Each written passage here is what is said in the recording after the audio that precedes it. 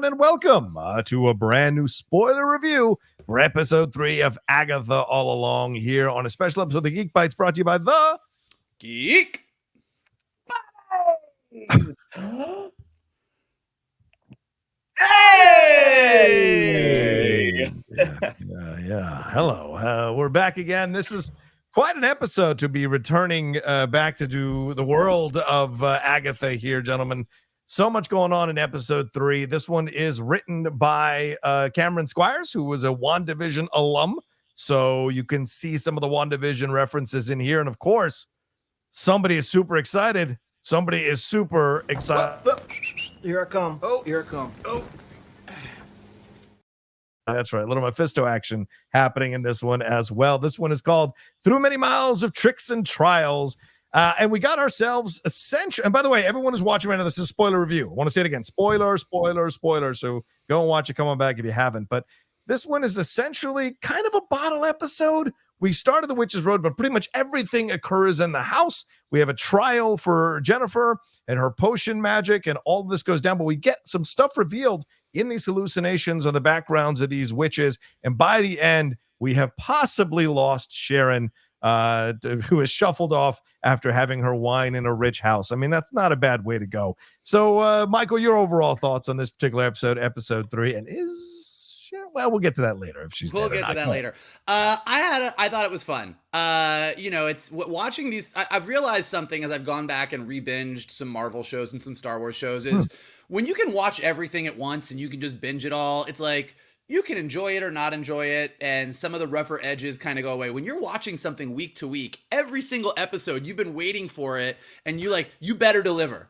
This one, I was texting with some of our friends. I know it didn't necessarily deliver for them. They're not big fans of Nora Ephron movies, which is really what this felt like.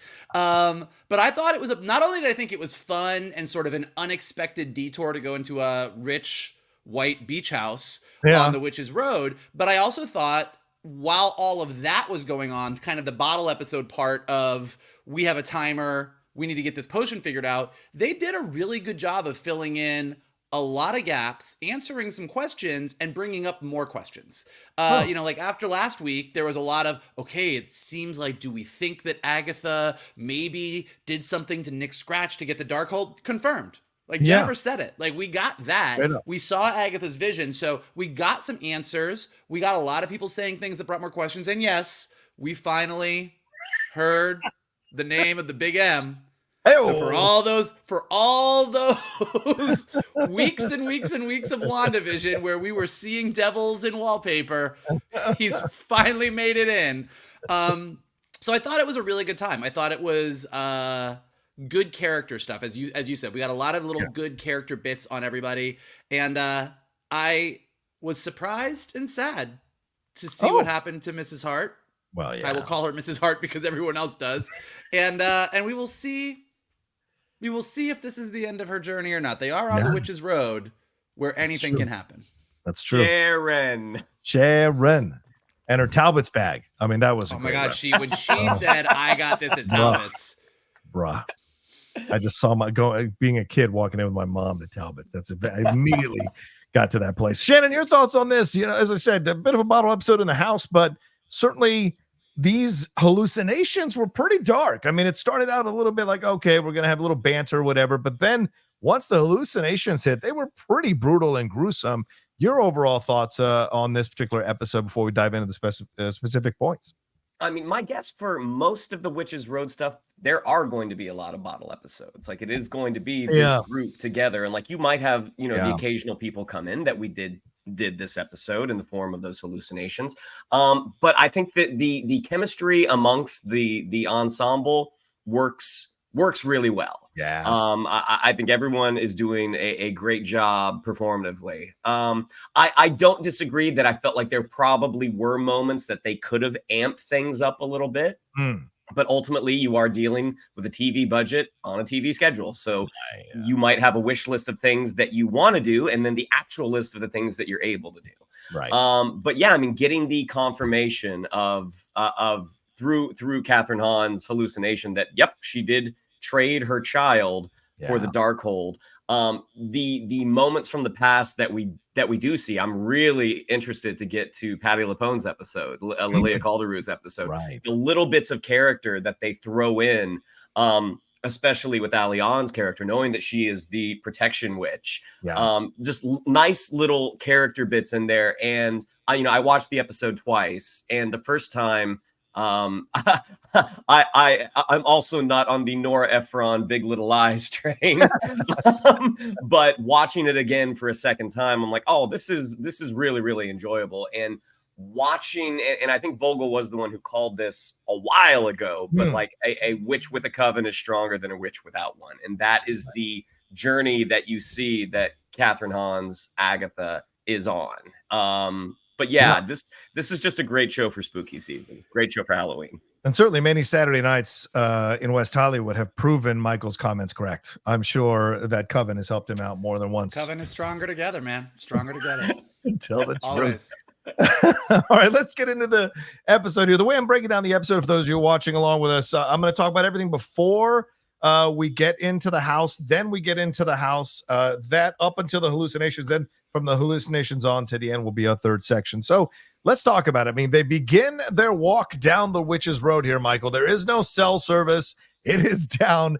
Lilia warns them that they will face their worst nightmares, but the teen is happy. This is everything he could have wanted. And Agatha says it suits him. And then we have the Wizard of Oz moment as everyone's kind of starting to freak out. And of course, Sharon is accusing them of kidnapping her and what have you, and this being the worst party ever. But we see Agatha have that Wizard of Oz moment, go eat by each witch and say, okay, this is what you want, this is what you need, this is what's going to happen. But also each of you will go through a trial. So Shannon, what you're saying, I think is probably right. The next 4 episodes are probably each of them going through some kind of trial.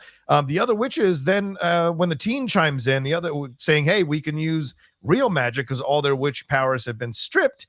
All of a sudden, when they ask who he is, all of a sudden when he speaks, not just only with Agatha, but with everybody else, he has a sigil, which Patti LuPone points out there, which is a redaction spell that hides something from others.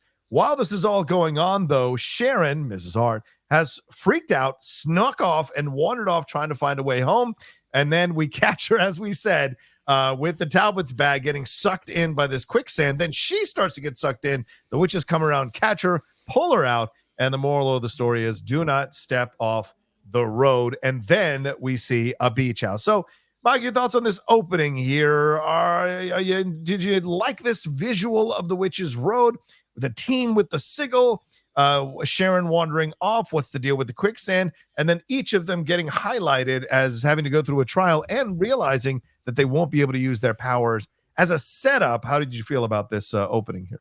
I mean, it was a great setup. The Wizard of Oz moment, to your point, is great. You get really clearly, this is what you as a character want. This is what you want. This is what you want. It was a nice little catch up after the first 2 episodes. I know Shannon is talking about things being on a TV budget and you don't get to do everything you want. I think this show looks fantastic. I mean, the practical sets, the practical effects that they're using, very specifically, when you look at the behind the scenes stuff, them talking about that they really wanted to use even the house itself, the beach house is like sort of a model. I think it looks really, really cool and kind of harkens back to those big sound stages on like the Wizard of Oz. Like I really am like loving the vibe of all of it. As far as the content of what happens, and most important, well, Billy's the teen is the most important moment here, but I don't think Agatha has ever walked the Witch's Road. Really? I said this last week. I'm gonna say I think Shannon was correct. Like they made a big deal, made a big deal last week about Agatha's walked the road before. Agatha's walked the road before. I think a lot of these witches are walking the road. Agatha, when you watch Catherine Hahn's performance, when they all turn to her and say, "What can we expect?" Right. And you go watch that moment, I am like, oh yeah, no, she has never. She's not walked the road. There, at some point, rumors about Agatha Harkness walking the road were out there, and Agatha was like, sure. But I think this is a first for her. Wow. The Okay. sigil on the teen's mouth. Yeah, look, I think it's real. I love the fact that, and I think Shannon was one of these people that when the trailer came out, people were like, oh, that's just for the trailer. Not only is it not just for the trailer, it's not just for Agatha. Boy has a sigil. He says some stuff later on that's interesting, but it's like, if you're keeping a tally, look, there is a solid case to be made, and it's probably a red herring. And certainly what Jennifer says to him later during the Mephisto conversation, there is a case to be made that the teen is Nick Scratch. That is obviously on the table for sure. I don't think he is. But when you're looking at last week, the first 2 episodes, I mean, we got some information. There's the Agatha talking to Rio about this car crash that that happened in Eastview that she thinks is tied to the case where the 2 airbags were deployed and there was blood in the backseat, but she doesn't know how it fits. We know the teen is from Eastview. The teen's boyfriend is calling him. He's really nervous about him. He worries about him. The teen has he's talks to Agatha about losing his mother right after she went to the Constance Wu performance. So we've got all that. And then he says stuff here, but he's the one, I mean, I'm pretty sure there's some argument about this. He's the one that broke the spell on Agatha. He says he broke it. Yeah. He's the one who did the incantation, although Rio was there when she crawled out of it. So when you're keeping a tally of what are we saying about the teen, I think more things check the box of the Billy Kaplan territory than the Nick Scratch territory. But the fact that there is a sigil on him that is protecting his identity from all of which kind so that they can't find him is very, very... and the fact that we get Mephisto's name dropped in this episode, start doing the math. We're back. I feel like I'm back in WandaVision all over again, being like, it's Mephisto. Mephisto's behind it all. He's got to be, right? That devil was in the wallpaper. We did not imagine that. It was there. And then just poor Miss Sharon Davis. Poor Sharon Davis, just looking like she's not having the best day, losing her Talbot's bag, like she's Artax in the Never-Ending Story, just getting sucked into that mud. I felt bad. I felt bad for her through most of this episode. And I do like what they did. I thought that they were going to go down a road of her sort of embracing this, and I get to be with the girls, and all of the things in the first episode or the second episode where she had a green thumb. She was working on her garden. I'm like, okay, they're going to turn her into this new witch. Or she's going to die after too much red wine. Which now clears the space for a green witch. And we all have been suspecting that Rio is the actual Green Witch. So this kind of paves the way for Aubrey Plaza to come back in episode 4. We shall see. Shannon, your thoughts on this opening, how they laid the groundwork for everything, made sure you understood the parameters of what these witches were going to have to confront when they got to the house. What were your thoughts on this opening here and the sigil, and what happens to poor Sharon? Again, despite the fact that I do think that the budget probably is not what they wanted, I do think the practical set of the Witch's Road does look really cool. And I like that they are able to do a lot of things practically. The thing with the teen, they're acknowledging that someone put that sigil on him. Yes. And that's what they don't know. And I mean, it's obviously being teed up because Agatha, even though Agatha doesn't necessarily know this isn't her kid. I mean, maybe not. That's kind of the fun thing of this kid. She's certainly protected, which we see in the house. Yeah, absolutely. So even though I do think that the strong money is on Wiccan, I think the idea that it's being teed up for Agatha, that she thinks this might be her kid, but ultimately it might be the son of the person she tried to steal from, the last person she tried to steal from. Right. But the whole section altogether I thought was really good. And yes, Catherine Hodd's performance, I thought it was she's not done this before, because everything that she is, everything that she espouses is just broad enough to be like, oh, you're playing a game right now. You're actually putting on a little bit of a show. She's like a kid who didn't read the book and is trying to do the oral book report without actually saying, that's exactly what she's doing.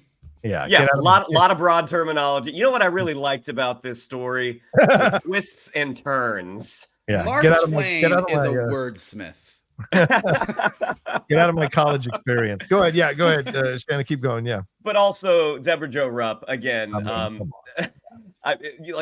Catherine Hahn was so funny in WandaVision, but Deborah Jo Rupp thus far is, I mean, she's carrying the comedic load right now, and it sure looks like she's dead, but the way that they're discussing it at the beginning, sorry, I know I'm jumping ahead. Let's not jump the gun just yet. We'll get to that. But the way that they talk about her at the beginning, when she says, I'm a member of the Westview Historical Society. The way Jennifer Cale, excuse me, did it again.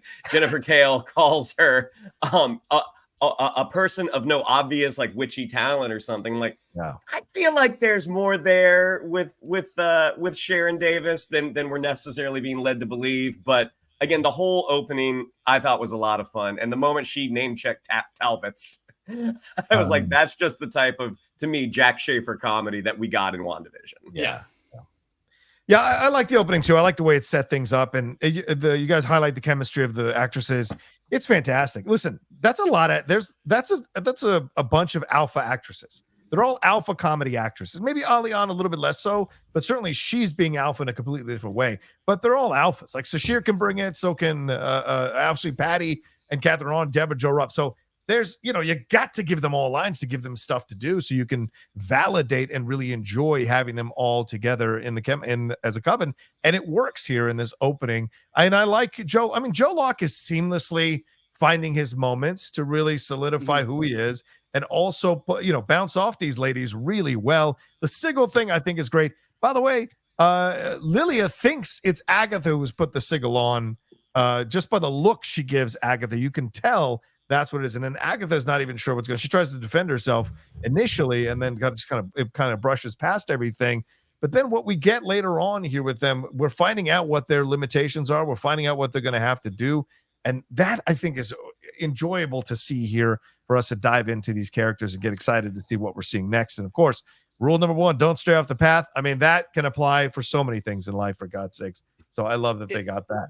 There's also the element of, like, she is trying to deflect a little bit. Like, she refers to the Sigil as this messy, clumsy Sigil, I wouldn't do that. And even the last bit, she's like, he's my pet, he's this. There's a lot of like pay no attention. And even like at the beginning of this scene where she said, where he's like, this is exactly how I pictured it, this is awesome, whatever, and she like looks at him and like, it suits you. Like, there is definitely an element, and I think Shannon's right, that like she may start to think this is my son. Like, there's definitely that element, but beyond that, there's also an element of like, she gets that this kid is very powerful. And I think that and I think what she's implying is that his idea of what the Witch's Road is what the Witch's Road is because it was his idea.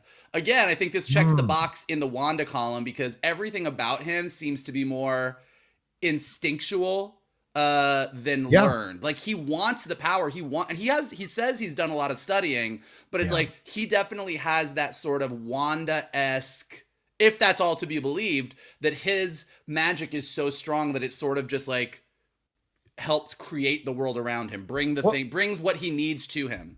Yeah, and that's the thing that struck me as I was watching the show last night is, what Jennifer says that she traded in her son, Agatha did, for the Book of the Damned, I think it was, the Darkhold there. He could be a mixture of both, right?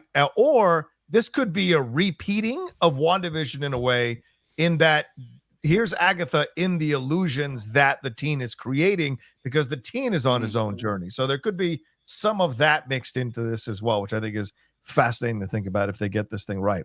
All right, let's move on to this glowing beach house in the distance. They initially, Deborah, Joe Rupp, Sharon says, hey, maybe this is the end of the road and we've succeeded. Let's get the hell out of here. And the kid's like, oh, that'd be a bummer. And then everyone looks at the kid as if like, why would you want to stay on this thing longer than we need to? So that's a curious character moment as well. They walk into the house, the decor of which prompts the teen to describe it as giving middle-aged second chance at love vibes. I thought it was hilarious. I immediately thought of like Nora Ephron. Ephron. Yeah, I saw Heart of Dixie a little bit. I saw CW vibes. It covered all that stuff, man. The clothes and their hair changed to fit the decor, which I think is funny. But then they discover that the doors and the windows don't open, and then they get an invite, a card with a riddle on it, which is really interesting here. The Witch's Road cordially invites you to the first trial. Please see the reverse side of the card. And on the other side of the card is a riddle. My age has value. I'm no fun alone. I mess with our mind. My tricks are well known. And then Sharon figures it out within seconds that it's wine as a bottle of Reina Roja appears on the table. An obvious breadcrumb, according to Agatha. And by the way, Reina Roja is Red Queen. So what could that reference? Jen tells the teen he needs to be careful. And then that Agatha traded her own child for the Book of the Damned. As we said, no one knows if her child is dead, a demon, or an agent of Mephisto. And for those who don't know, in the comics, Agatha's son was an agent of Dormammu, Doctor Strange reference, but accused of working for Mephisto. So where's that going to lead us? After they all drink the wine, a timer starts. They have 30 minutes to find an antidote to the poison. We find out that Alice's tattoo is a symbol that wards off curses. Her mother told her that all the women in her family are cursed. The teen sympathizes and tells her a lot of things happened to him when he was 13 too. Bing, bing, bing, bing, bing. Then the poison begins to take effect as everyone's faces begin to swell, except Agatha's, because she didn't drink the wine. The teen calls her out for not participating, and then eventually she drinks true. Jen figures out the poison is called Alewife's Revenge, and they all begin to hallucinate. So let's just stop there. So Shannon, your thoughts on this opening here as we walk into, as Michael described here, this Nora Ephron house, so to speak. Their color, the clothes and their hair change, and then they discover that they've got 30 minutes to get some sort of antidote here for this potion that they've drank. So what are your thoughts on this opening before we get into the hallucination and some of the tidbits that are knowledge that are dropped here, the backstories of these characters? Again, Deborah Jo Rupp talking about how the quality of the card stock. I mean, again, that's such a great suburban gal comment. Like, that means this is expensive. I mean, the moment that she said the riddle, as my wife and I were watching it last night, she's like, "What do you think that is?" I'm like, "I think it's booze." And so when she turned around and there's that bottle of wine, when we went on our honeymoon to French Polynesia, I got this app that you can hold your camera up and it'll translate right there. So as soon as I saw the bottle, like, pause it. Like, what did that say? And it was like, yeah, red queen or something. Yeah. The plastic surgery botched level curse. Oh my god, that is the first clue. I mean, again, living in Southern California, like, I'm sure this happens everywhere, but living in Southern California, you see some folks who indulge in plastic surgery, and never quite to this level, but what? Real close. What? Real close. Should I show you Laura Loomer? Anyway, go ahead. But the moment that Jennifer Cale has with the teen, where she's basically saying, like, you know, I think the teen may think that Agatha is his mom as well. Yeah. Like, I think they both may assume this, but Jennifer Cale acknowledging, like, you know, this is the thing. These are the rumors that have happened. Yeah. Also, there's a really great moment between Alice and the teen, and you get that protection witch vibe when he references the tattoo that her mom made her get when she was 13. And when he first asked, like, where'd you get it? And she doesn't want to talk. Like, she's that she's that detective, that cop, like, I don't want to tell you anything about me. But after a moment, it's like, oh, okay, here, I got it in Colorado. And then you see later, which we'll cover later in the episode, like, they do have another moment that she does sort of display those protection vibes. Immediately, again, to Agatha not having done this before, like, she's trying to cheat. Like, she's like, I'm not going to drink this wine. I'm going to let these folks do it. Like, the moment they get in the house, she's trying to get out. Like, she starts feeling the door. There's no doorknob. She's trying to open stuff. Yeah. Like, she is trying to figure out a way around doing the actual work. She is perfectly happy to sacrifice all these people. Maybe not the teen, but even that doesn't happen until later. So the whole first part, again, super enjoyable. Yeah. Listening to Deborah Jo Rupp trying to say Sharon through very puffy lips. Very, very funny. Yeah, Mike, your thoughts on what happens here as we walk in, everyone changes, and then they drink the wine, and then it becomes a madhouse. Your thoughts on all the things that happened here before we get into the hallucinations? I think Deborah Jo Rupp saying Sharon is the only thing that's funny here is her saying mulberries. When she said, "What does a mulberry taste like?" That really got me. Yeah, lots of really really cool stuff here. I mean, you guys touch on a lot of it, but like definitely clocked right away. I liked the full moon, the phases of the moon on the door when they got up to the front of it, and the fact that it's the full moon, and like the teen says, oh well, that's all about water because A, they're drinking something, B, they have to make a potion which is in water, and C, the moon is tied to the tides, and by the end of this trial, the tide has come in. So lots of like water references with that, which I thought was really, really cool. I do think it's interesting that we're seeing the teens sort of like, Jennifer goes over to give him the warning. Like each one of them kind of has their moment where they're like, oh, I'm kind of looking out for this kid. Kind of like this kid. And again, is this just like he's a charming guy and he's winning everybody over? Is there something more that he really has that magic that people want to protect him? Like, it'll be interesting to see. Agatha, like Catherine Hahn was just great throughout all of this. Like to Shannon's point, her instantly being the first one to realize that there's no doorknob on that door on the inside, that like they are stuck. Her being the one that's like trying to figure things out, trying to cheat, trying to work her way around it while everyone else is kind of coming together as a coven. You really do get the sense that this is Agatha's arc. Her journey on this road is that I realize what, to Johnny's point, I learned in West Hollywood, that you're stronger when you have your coven with you. The Jennifer teen moment, really, really interesting, obviously because she says Mephisto, obviously because we get more information on the Nick Scratch of it all. And I do think Shannon's right that I think we are going to go down this road where the teen starts to maybe think he is Nick, and Agatha does as well. So I thought that was really, really interesting. I think that then the scene where he is sitting there with Alice, the biggest thing about that, two things. One, she got the tattoo after her mom did a concert in Red Rock. In the comics, New Salem is in the mountains of Colorado. So there might be some ties to the Nick Scratch origin of the comics there. But the bigger thing is a lot happened to him when he was 13. Yes. I'm assuming he's 16 now. Either he said he was 16 or I'm just making that up, but I think he's 16, which means he was 13 3 years ago, which is when WandaVision happened. It's true. So just throwing out there, Billy and Timmy disappear when Wanda shuts down the Hex, but don't fully disappear. And over in Eastview, this teen, all of a sudden, some stuff starts happening to him. So I think that 13 is a very specific, oh, that was 3 years ago. The faces were great. I mean, that is not what your face looks like when it actually gets... when it actually swells, but it sure is what it looks like when you get botched plastic surgery. And I think they all had a ton of fun with that.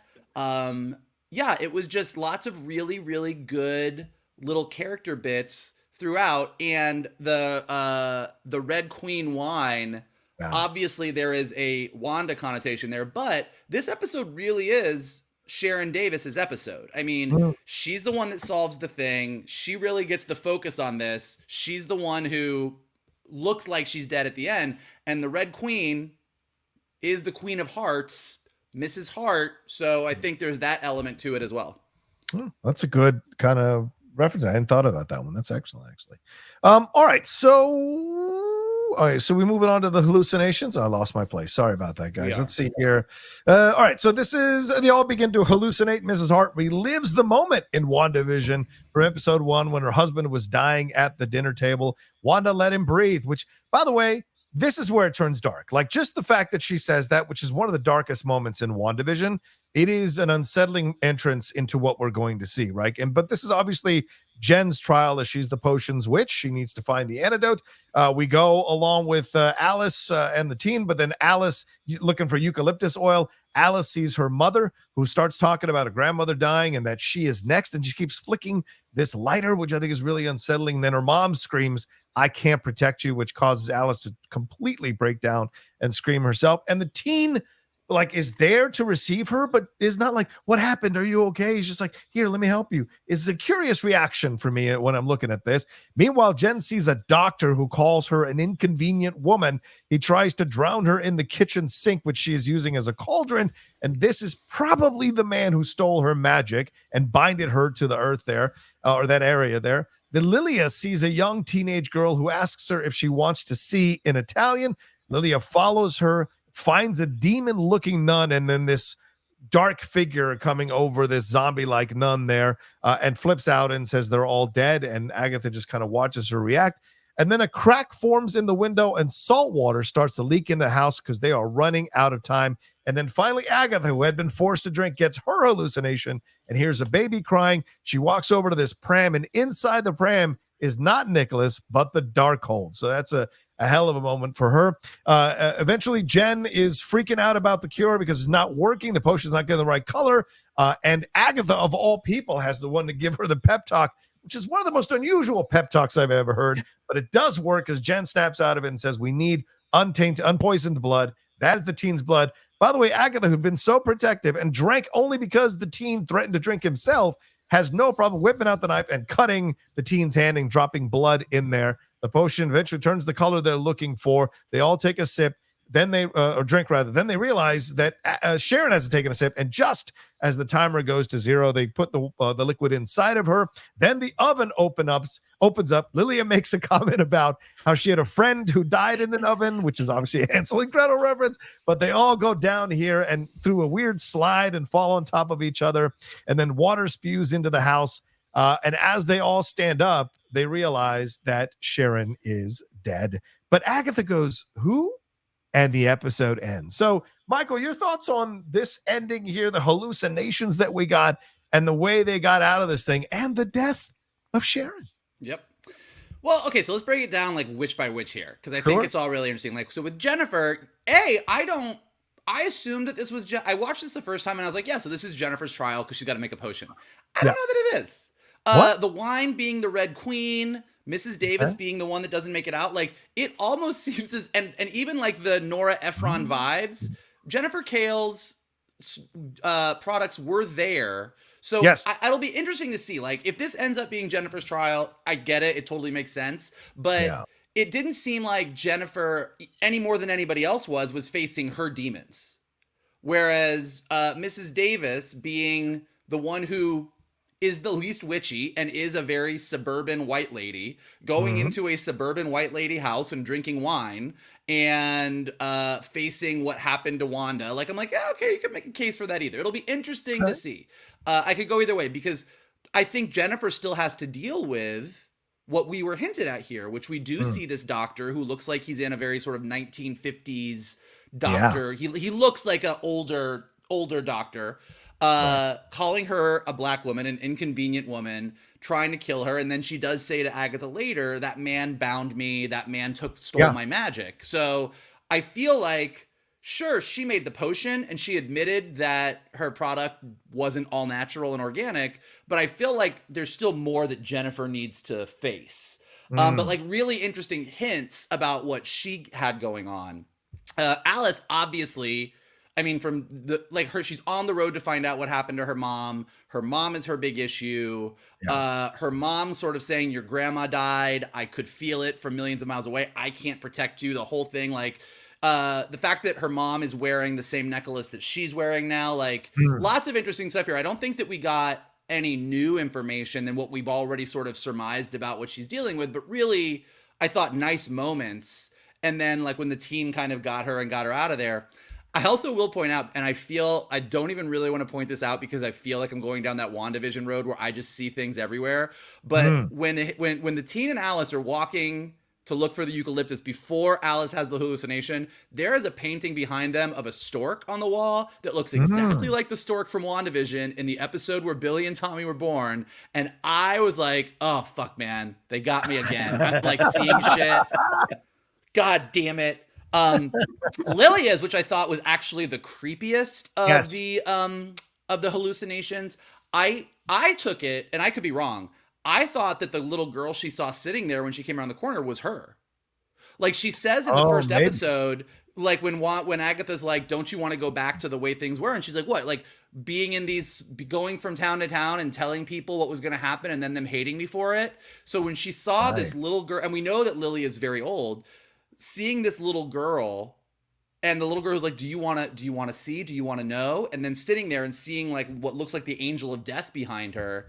I was like, oh, this is like her past that she doesn't want to go back to. I also think, to the point of the Hansel and Gretel moment later on with her, she says in episode 2, you're to Agatha, you're the reason why everybody thinks that we're like these evil witches that like, you know, make poison apples and eat babies.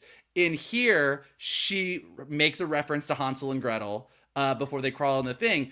And even when Mrs. Davis is like, so witchy just means bad girl.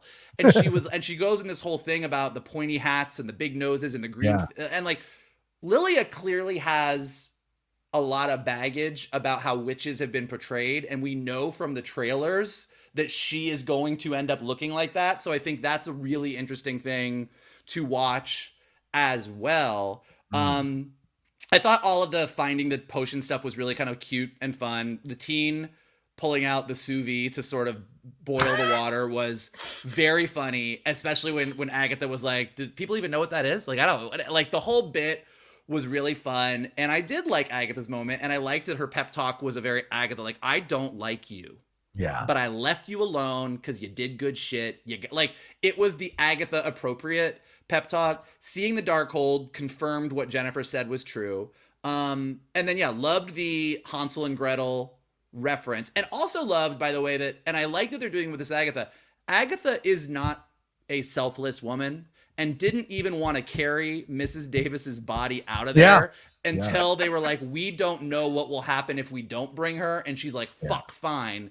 Definitely got Goonies vibes.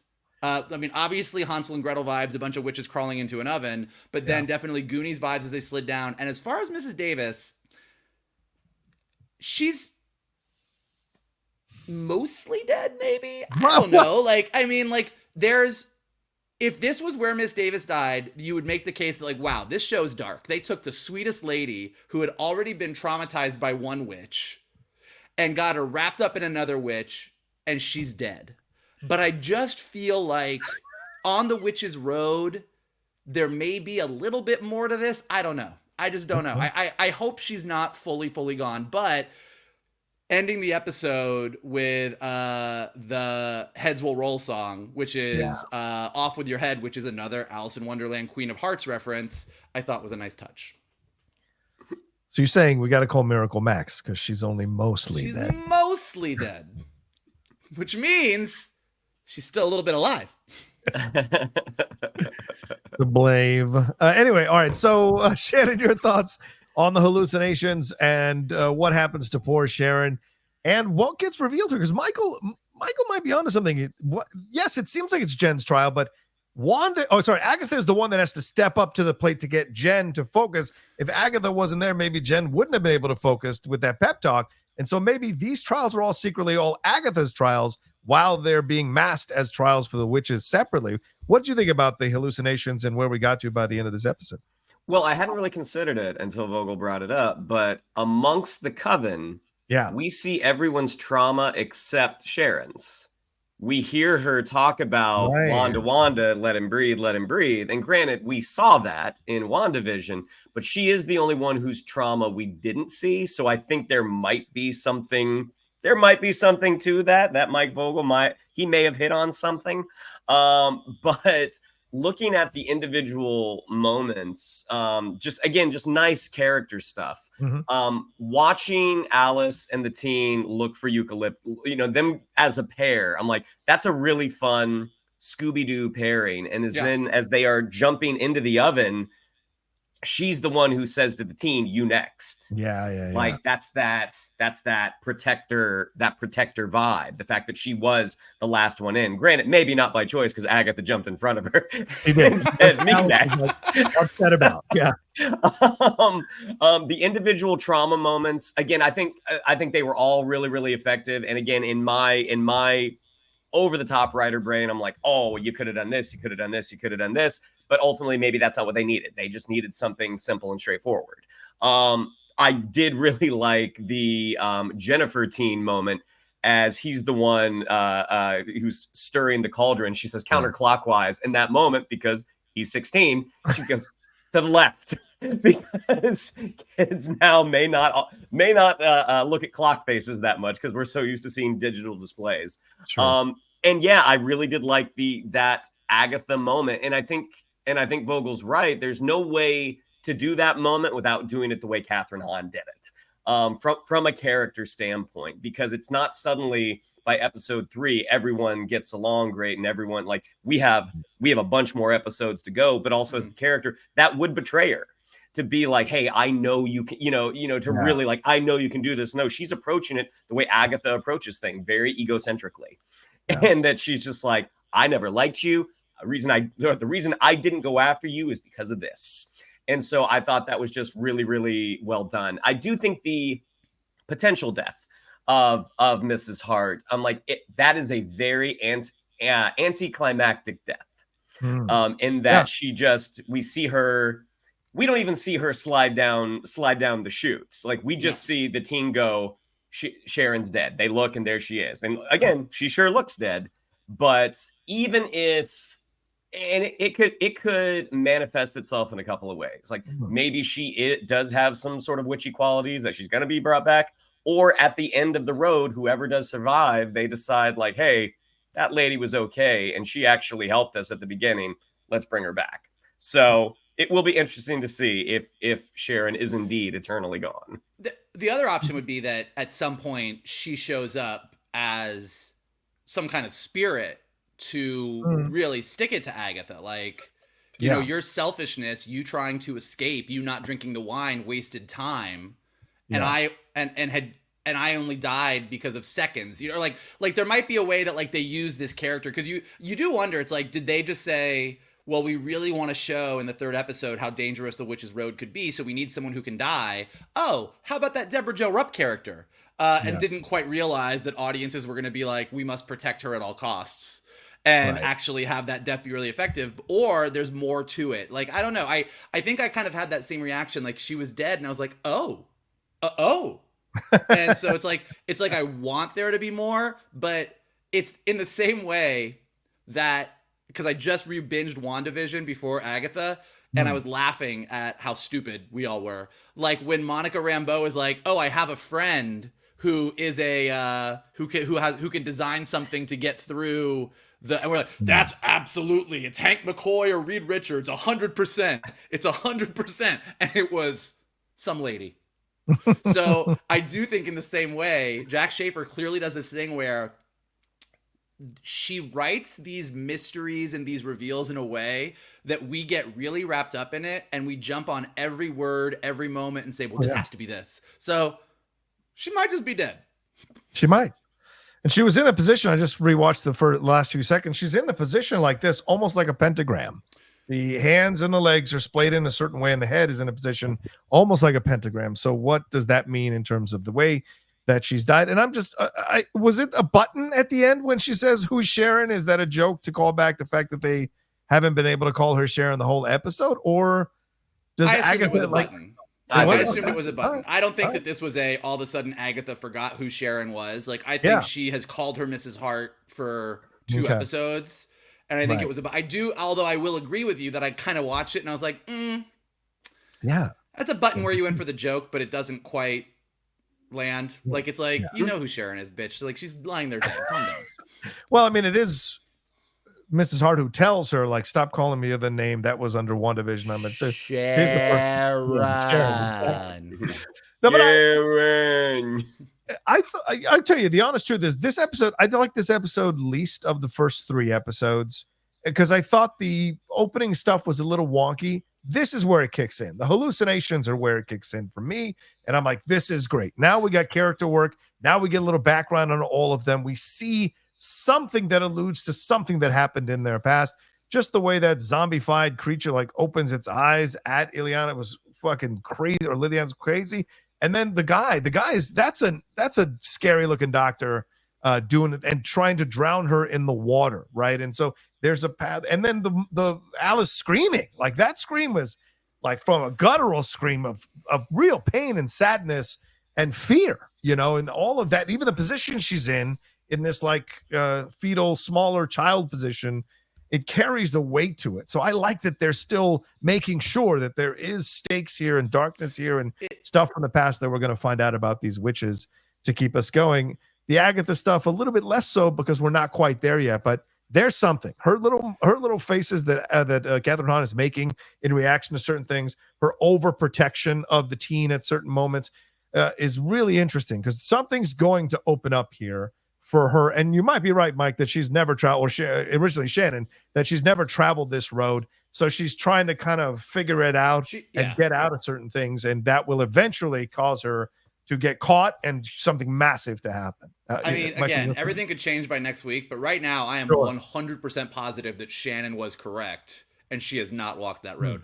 I also think you're right. Like, I do think that there was like this moment, like I loved the beginning. I loved him on the road. Yeah. Then we got to the Nora Ephron bit and I was like, okay, this is interesting. Like, let's see where this goes. And around the time that they all started getting like the swollen faces, I was like, okay, is this going to be the whole episode? Like this could, this could wear thin. This could wear thin. But as soon as they all split up and things started getting creepy and like information started rolling out, I was like, oh, okay. And then I thought the end was really fun. It literally, I was like, oh, it was creepy. Then it was fun. Then it was creepy, but in a fun way. Like, I was like, all right, it was a good episode. By the end, when they all crawled into the oven, as everything was flooding, I was like, all right, this vibe, I'm into this vibe.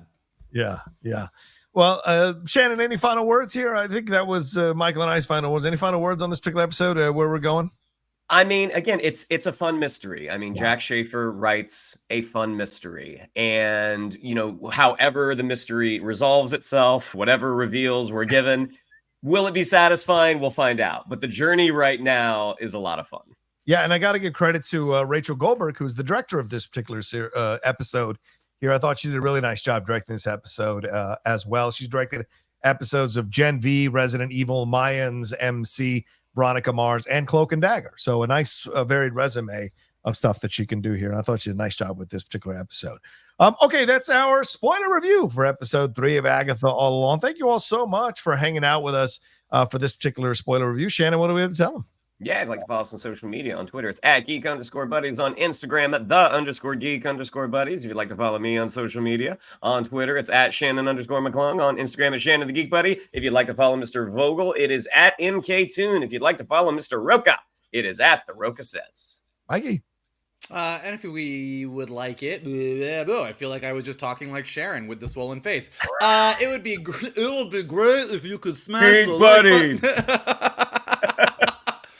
Go ahead and smash that like button below. Subscribe to Johnny's Outlaw Nation page. Check out all the amazing content he has got there. Leave your comments below. We are back into crazy theory territory like we were with WandaVision. So let us know what you saw. Let us know what you think. Let us know where you think things are going to go below in the comments. If you're listening to us on a podcast, leave us some stars and some comments that we go up in the rankings. And as always, the best thing you can do is retweet this video, post it on your socials, send it to your friends, and tell them to hang out with your buddies, the Geek Buddies. There you go. All right. Thank you all so much. Take care of yourselves. Don't forget that our main show is coming up soon as well. To look out for that, for us dropping that here on the channel and on our podcast feed as well. Until then, take care of yourselves, and we'll talk to you next time with another brand new spoiler review here of Agatha All Along from the Geek Buddies.